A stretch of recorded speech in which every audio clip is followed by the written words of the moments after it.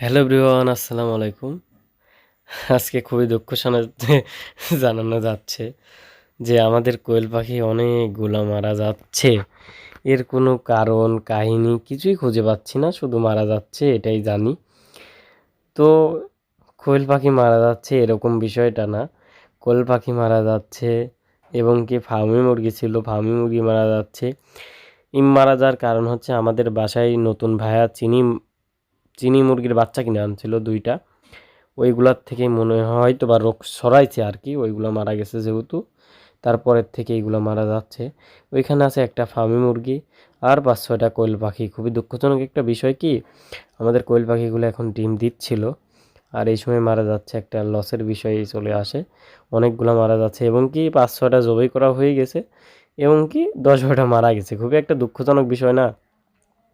তো খুবই খারাপ লাগতেছে যে এভাবে আমাদের দেখতে হবে শখের জিনিসগুলো মারা যাচ্ছে।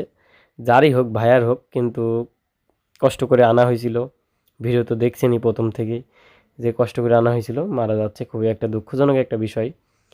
তো এখানে কালকে মারা গেছে 4-5টা, আজকে 5-6টা মনে করেন জবাই করা হয়েছে। মোট 20-30টা তো মারা যাচ্ছেই। আবার 6টা ফার্মি মুরগি আনা হয়েছিল, তার মধ্যে মনে করেন 5টা মারা গেছে অলরেডি আর একটা জবাই করা হয়েছে। তো খুবই একটা দুঃখজনক বিষয়। জানি না কি হবে আমাদের সাথে। তো আমরা মেডিসিন দিই না এরকম না, সব রকম ভ্যাকসিন মেডিসিন দেওয়ার পরেও এরকম হচ্ছে।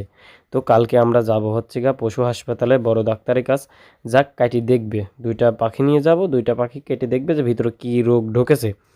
তো আমরা খুবই একটা দুঃখজনক একটা বিষয়। আর যদি কেউ জেনে থাকেন যে পাখি মরার কারণ কি, অবশ্যই কমেন্ট বক্সে জানিয়ে যাবেন।